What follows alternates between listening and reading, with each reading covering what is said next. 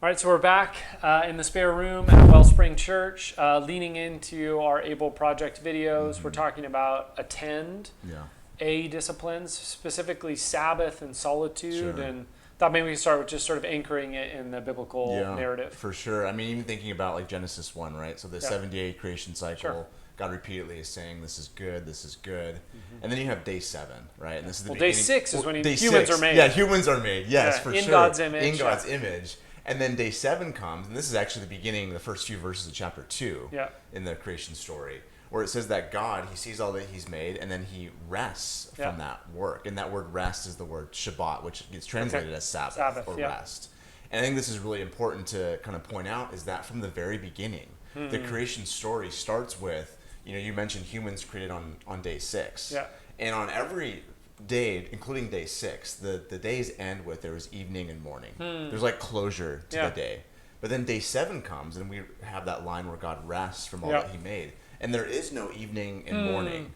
And so biblical interpreters, Jewish tradition, Yeah. Christian tradition, pointed out that what's happening here is it seems like day 7 is meant to be like this never-ending rest. There's an invitation into God's rest that doesn't end. Exactly. And that Yeah. foreshadows what's to come at the last page of the Bible. But it's this divine intent from the beginning. Yeah. And that's like the first thing to point out. I think the second thing to point out is that, again, humans on day 6 are created. Yeah. But their first full day Yeah. in God's creation It's is a day hanging of out. rest. It's a holiday. Yeah, totally, Yeah. right? Which is also really different than a lot of ancient Near Eastern creation myths. Yeah. Where humans serve the gods, and the first story of creation is humans are created in their first day.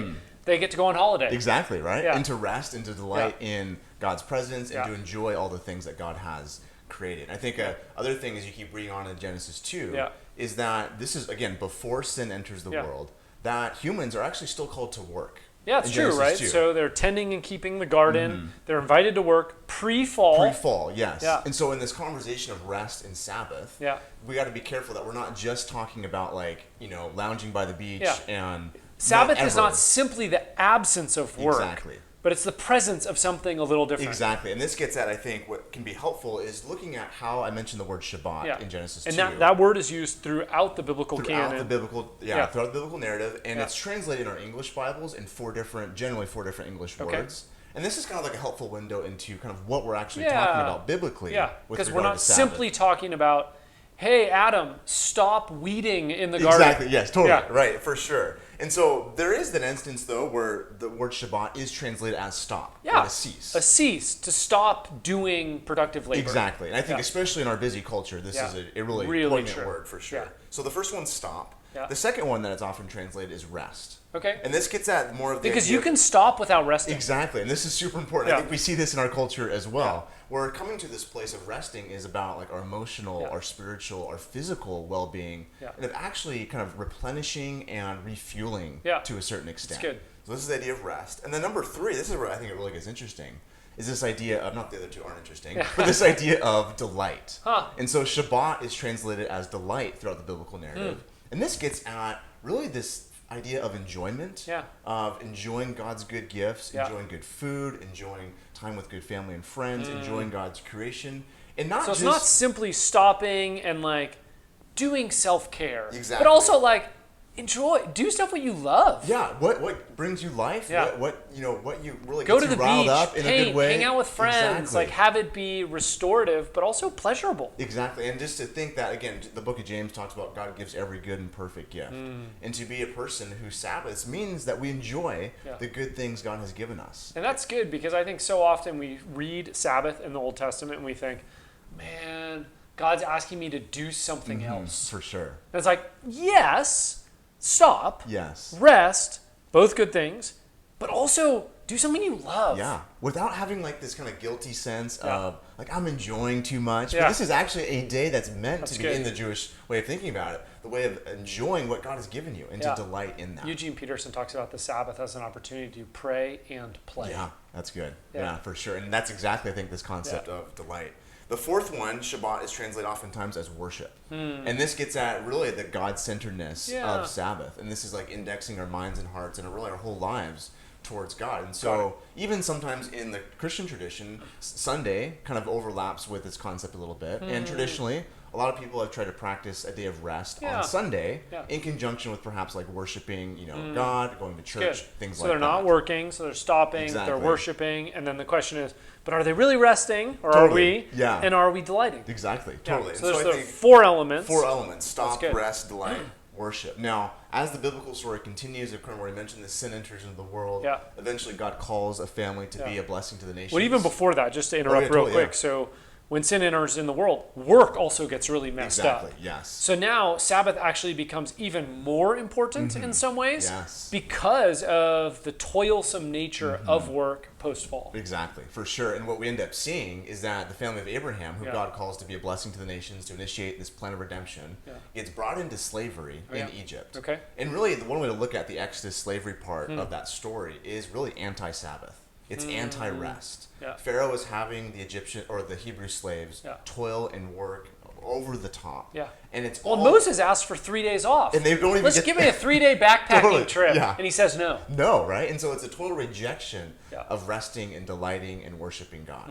Now, God rescues Israel out of slavery. And after they cross the Red Sea, one of the first stories we get is in Exodus 16, where they're in the wilderness.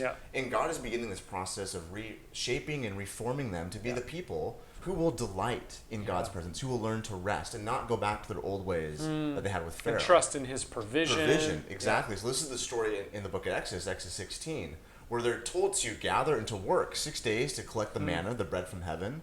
But then on the 6th day, they're told to gather twice as much because on the 7th day, they're to cease, they're to stop. And that's like the first thing. Yes, it's one of the very first stories coming out of the Red Sea that God is wanting to shape and form them to be a people who live from a place of rest, trusting in God's provision. A place from Shabbat or Sabbath that is not just stopping working, not just stopping gathering manna, but also resting delighting and worshiping Exactly, God. for sure. And then as the story keeps unfolding there, is that we actually get this explicitly stated in what we refer to as the 10 Commandments, right? So these are the teachings that God gives to Moses and the Hebrews so that they know what does it look like to live in the kingdom of God? What does it look like to participate? To participate. And one of those 10 Commandments in the very beginning of Exodus 20 is to have the day of Sabbath, the day of rest. Okay. And so in Exodus 20, we're actually told the reason why from the 10 Commandments is that it's because it's anchored back to Genesis 1 and 2 in creation. Because God worked 6 days and rested on the 7th, so you too, Israel, should do the same. Okay. And then in Deuteronomy, it gets repeated again, the 10 Commandments. And this time in Deuteronomy chapter 5 the 10 Commandments, and Sabbath in particular, is rooted not in creation, not that it's rejecting that or anything, but it's actually rooted in the redemption, the Exodus salvation story. So what you have biblically then, this is I think fascinating, is that Sabbath is rooted both in God as creator, and trusting in his provision in light of that. And then also God as Redeemer and Savior, and trusting in his forgiveness and his formation of us as a people in light of that. Now, Israel doesn't always do a great job at living into this. This is kind of a typical pattern with what we see with Israel. And one of the interesting things is that as Israel grows, becomes a kingdom, so on and so forth, one of the things, again, we've mentioned, they're called to practice Sabbath and to trust in God's provision. They end up not doing that. Not very well. Not very well. And one of the main reasons, one of the few reasons why they end up in exile later on at the end of the Old Testament is because you look back at the prophets and even in the Torah, that Israel did not keep the Sabbath. And you might wonder, okay, so is God like a really stickler on this, kind of grouchy about this? They didn't stop. What's going on here? And it's really intimately connected with their lack of not participating in Sabbath with some of the other practices of like idolatry and adultery and going after which get other into gods. Rest and delight and worship. And worship, right? So it's so intimately connected with the story of Israel. Their ability to rest and trust in God's provision, delight in who he is, to worship and trust him, and these other things of idolatry and adultery. And when they tend to not Sabbath or enter into stopping, resting, delighting, and worshiping, they end up in idolatry and doing all kinds of things that are just really counterproductive. For sure. And as the prophets look back and look forward, what they say is Israel is going to end up in exile, and they often tie the reasoning to their lack of ceasing to stop to practice Sabbath. Which is super interesting. And kind of intense for 21st century modern people that struggle with it. But it's just part of the biblical storyline. But there's this hope and there's this expectation that God would come again and to bring rest and restoration to Israel and his people. And that's what we see. It's what we see in Jesus, right? So one of Jesus' first public moments in his ministry is Luke 4. he quotes from the book of Isaiah, and he says he's proclaiming the year of the Lord's favor. Which is Sabbath, Jubilee, Sabbath language. Yeah, it's all that same sort of language. And so Jesus is inviting people to come to him. Yeah. And you see this explicitly later on in Matthew chapter 11. Come to me, all who are weary, and I will give you rest. Yeah.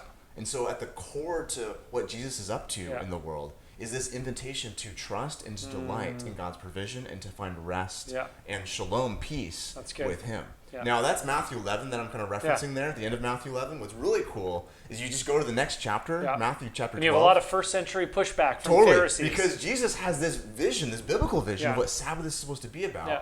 And he's starting to do things on the Sabbath, like he's picking grain, he heals someone on the Sabbath. And the religious leaders they're like, you can't do that. That's against like the way that we think Sabbath is supposed to be. Because they're all about stop. Yes, they're all about that first one. The first one, right? So they want to have external boundary markers of what does it mean to belong. Yes. They want to be able to point and say, you stopped. Yes. Right? Okay, you're okay. You're okay. And Jesus is like, well, but I delight in this. Totally. Or this is worship for me.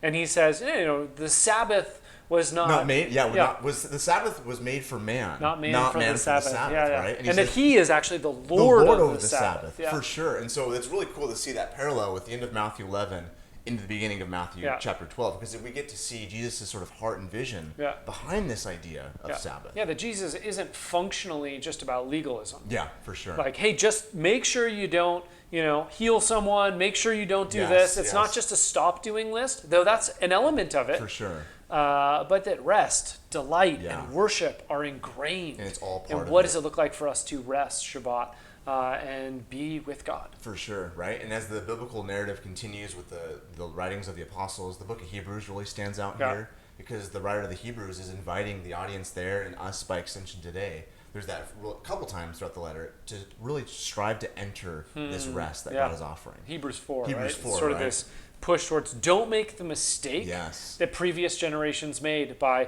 not entering the rest. Make sure you enter God's into that rest. Go into that invitation that Jesus has in Matthew 11. And so we see the story end with really a new Eden-like state, Revelation 21:22, where God's people are enjoying, amongst other things, the rest and provision and delight of God. Yeah, and you see these pictures of worship. For sure, exactly. So, all right, so we go from sort of the biblical arc to sort of the personal, pastoral, like, what do you think? For sure, yeah. So I think more on like a personal level. Yeah. For us as a family, we're not perfect at it. Yeah. But we really strive as best we can, and I mean that in the best sense of the word, to practice a weekly Sabbath. Like for us, that's a full 24-hour deal. Yeah. And so we try to do about Friday evening into the rest of the day, Saturday, and Saturday evening as well. Or for us, this means, no work, no email. Really are trying to be strict in the best sense with technology and social media. And so that's kind of like the stop element of that. Then there's also this like delight side as well, as far as enjoying what God has given us. And for us, that's our family. Yeah. Time to spend together with, my wife and our 3 kids, with close friends, and being outside, doing things that we love to do as a family and in community together. And so those are some of I think the core things the moving pieces for us. And we just kind of have to integrate that with schedules and all these sorts of things as well. We, when Jeannie and I first got married, right, we would take a full 24 hours independently, because we're a little more on the introverted side and just need that space alone. And then, not 24, we'd do I think we would do morning to evening, do dinner together, more like that. Sure. But then once we had kids, we'd sort of do 4 hours on our own. We'd rotate, and then one of us would be on the kids, and then we'd come together as a family. And we're still trying to figure it out, but there is that component for us of stopping. But also the rest component for us is a little time alone. Yeah, totally. So I might go, honestly, just sit on a rock in the woods and just be by myself, and then delight, doing things that are fun. For sure. And some worship in there too. But I think if you were going to say to someone at Wellspring, hey, realize, you go around a room, if we did a survey on Sunday morning, how many people practice a big chunk? Sure, like 24 hours. What? I don't even care about 24, just 5. For sure. A 5-hour Sabbath, it'd be pretty low numbers because in our culture, this is a very low value. Yeah. And there's just always so much either distraction or sort of push to accomplish or whatever. Yeah. What would you say? For sure. I think the first thing I would say is start where you can, or start where you're at. And so what this means is that, taking into account life stage, circumstances, all the different variables, start somewhere. Yeah. Because I think if we just have like this idea and this desire, that's great. Yeah. But I think just putting into practice, and this means this could be like an hour, 2 hours, 3 hours, something tangible. Yeah. Where even more than 10 minutes. More than 10 minutes. So I think some duration of time, I think, is needed, at least as far as like starting. Yeah. Right. So definitely more than 10 minutes. I would say ideally 2. I think 2 hours is great. Yeah, 2 hours is great for sure. And I think even experimenting with maybe for an hour of that time, if you can swing it for 2, turn your phone off. Yeah. And be outside or be with some friends or your family without your phone there. Yeah. Just kind of pay attention to what happens inside of you and adjustments and all those sorts of things. Yeah. Basic idea, start somewhere. Yeah. And so that will look different for different people, different life stages, circumstances. And have some grace there. For sure. And I love what you said about like pay attention. I might even encourage like journal after. Sure. Yeah. And then keep a record. Mm-hmm. So I did 2 hours. This is what happened initially. What I find sometimes, especially if you're really connected to your phone and you take a break from it, like you could have anxiety. Yeah. A lot of people, when they first take like 2 hours, they don't know what to do with themselves. For sure. Yeah. Because they've disconnected from delight. Yeah. Right? We get in this culture where we're driven and reactive by everyone else's desires. We've lost a sense of what do we enjoy? Exactly. Yeah. And so I think the delight piece is surprising to me how disconnected many of us are from that. And I think the invitation of the Sabbath, of the rest, is to say, it's not just about stopping, not just about resting, but rediscovering what do you like? What do you enjoy? Yeah. God created you. What do you enjoy about that? Exactly. And to live into that, for sure. So the first thing would be to start somewhere. I think secondly, prepare. Okay. And what this means is kind of riffing off of some of the Jewish tradition. Yeah. Here. There was a day of preparation. Yeah. So oftentimes there's a lot of, I don't know, busyness might be the right word, but there's preparation involved in so that you Sabbath. can actually stop. Rest, right? So this means like making sure if there's things you need to button up with email or chores or things that you don't like doing but you know need to get done, try to do that before the Sabbath or before you have that set aside time. Or also just being, I've had this happen to myself, distracted and not able to really rest and enjoy because you know in the back of your brain, I have this, this, and this that needs to get done. And they're probably legitimate things. Yeah. And so I think an element of preparation is super key with us. I also would say there's an internal preparation. I think one of the great gifts of the Sabbath is to realize that like the world will keep moving if we stop. For sure. And there's an internal and spiritual preparation just to say to God, like, you're God and I'm not. For sure. I'm going to take a day off because I know you got it. Totally. Yeah. And I think there's an internal entering in that recognizes God is God. We are not. We're the creature created on day 6, invited into God's rest. Yes. And I think there's a preparation there that's important. For sure. I think kind of lastly, and this kind of riffed off this a little bit already, is really paying attention to technology, and then if you're on social media in particular, and just how that can be a gift to a certain extent, but also can be really detrimental to our ability to rest. And so what habits, practices, boundaries do you need to have in place to make sure you can truly rest? Yeah, what is your digital stop doing list? Exactly. And I think that's super important. I know for me, it is almost next to impossible to actually rest if my phone is on or notifications are coming through. And so I need to have some limit, some boundaries with that. And that might look different for someone else, but I think really taking an honest, genuine look. What did that look like for you with the digital technology? That's good. Yeah, whether it's social media, email via phone, texts. It could be any kind of work notifications. It could be different apps. Apps, totally. Like video games, screens, movies, like all that stuff of like, what does it look like to enter into this space where we stop, but we also really rest? Exactly. Because I do think there's a distraction element that screens provide us that often is not really restful. Exactly, yeah. So that's good. Thanks, man. Awesome.